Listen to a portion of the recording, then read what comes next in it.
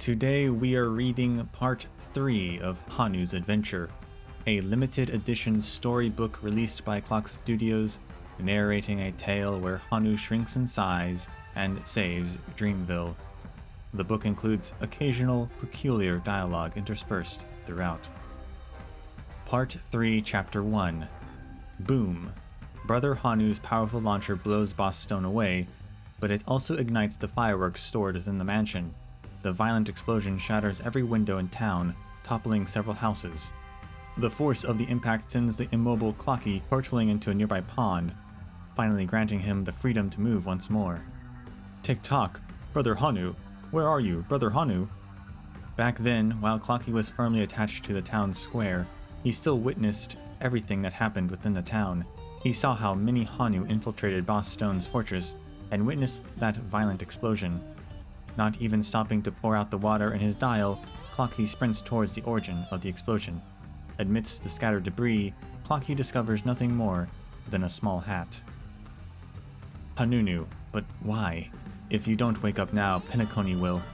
Pull yourself together, Watchmaker. Someone must maintain control of the situation. If a wolf pack suddenly loses its leader, chaos is bound to ensue. Townsfolk cautiously emerge from their hiding places, their curiosity piqued by the abrupt silence that has befallen the streets. All the crocodiles that once roamed the town have vanished, leaving only Clocky amidst the ruins, shedding inconsolable tears. Clocky, did you kick Boss Stone's tush? Clocky, where has Brother Hanu gone?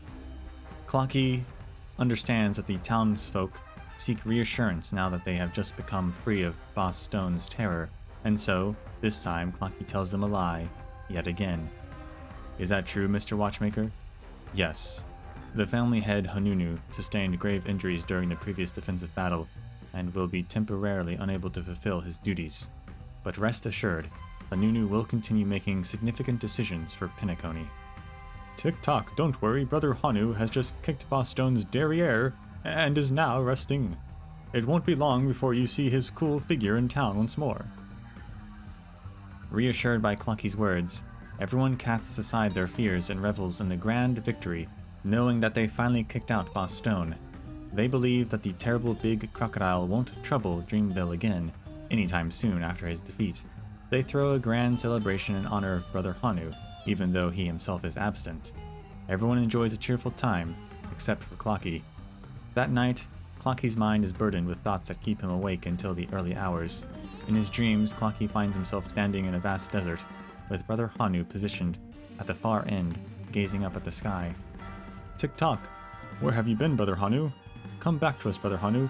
Dreamville simply can't exist without you. In silence, Brother Hanu only watches as Clocky runs towards him, then gently removes his hat. It's beautiful here too, don't you think? Yeah. Is this why you don't want to wake up? No. The reason I don't want to wake up is because all of you are sleeping so deeply. Then come here and rest, Watchmaker. If you lack the courage to face the nightmares, then seek refuge in the sweet dreams for now. But remember, as long as this is a dream, you'll have to wake up sooner or later. He admits a cool, Then Clocky awakens, his clock face adorned with a tear stain. Part 3, Chapter 2. Since Brother Hanu disappeared, Boss Stone has never returned to plague the town. However, he has dishonorably blocked Dreamville's shipping routes. The stones can't be sold to outsiders, and vital resources cannot be shipped in. Clocky, we're starving! Clocky, get Brother Hanu to do something! But what can Clocky do if Brother Hanu doesn't come back? The situation in Dreamville grows more serious each day, and the townsfolk are all urging Clocky to take action.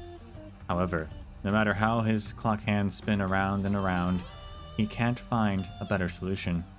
Soon, shopkeeper Leaf in town comes up with a terrible idea. He writes a letter to Boss Stone, wanting to tell Stone about Brother Hanu's disappearance. Working to dig stones is better than starving. However, shopkeeper Leaf's secret is discovered by Leafy, whom he had raised with his own hands. Leafy wastes no time in alerting Clocky and the others. Shopkeeper Leaf is apprehended, and the furious townsfolk interrogate this traitor, eagerly discussing his punishment. Esteemed heads of the families, this time we need to discuss how to deal with Lakika from the Alfalfa family. We have uncovered the truth about the White Desert incidents from before, He must take responsibility for the fall of the Black Plum family and countless fruits. Heh, perhaps he's also the one who summoned the IPC's fleet here last time. Nevertheless, Lakika's contributions to Penacony cannot be ignored. Therefore, I propose we imprison him. Kill him. But if Hanu were here, that's what he would do. Everyone said that, but if Brother Hanu were here, he would undoubtedly deliver severe punishments to Shopkeeper Leaf. Clocky originally wishes to spare his former friend, but he cannot go against all the enraged townsfolk. With a heavy heart, he plucks off all the leaves from Shopkeeper Leaf. Leafy takes charge of his father's shop, distributing the delicious leaves to alleviate the hunger of the townsfolk. However, the leaves are quickly consumed and the crisis in Dreamville persists. Clocky summons a few companions from the compass, hoping their collective wisdom will devise a solution. Fear not, with the guidance of Grandpa Glau and the knowledge of remembrance, we shall unravel the secrets of the dreamscape. Mirror Princess led her origami birds into the wilderness to build the land, only to be shattered to pieces by monsters. Don't worry so much. Family head Kelbeck and his lamp moths understand Trailblaze more than you do. Just prepare to add some new routes to her charts. Captain Revolver embarked on an adventure in a dark cave with little butterflies, only to disappear into its abyssal depths. In the end, Clocky finds himself alone in the center of Dreamville. Tears stream down his face once more. I'm just a crybaby, he laments. If only I could be Brother Hanu. He tries to imitate Brother Hanu's but it doesn't sound cool at all. Tick-tock. No, if I were Brother Hanu, I wouldn't cry. But you're not him. You can't be like him. No, I'm not. I must surpass him. From that night forward, Clocky delves into Professor Owl's scrolls, determined to uncover the secrets of the desert. He retrieves Mirror Princess's map, seeking allies who can aid the town, and he grasps Captain Revolver's pistol and begins patrolling the town. Tick-tock, one day I'll be even cooler than you. In Dreamville's desert, which is about to be explored, a cool figure is gazing at the dedicated Clocky and emits a cool, A cool,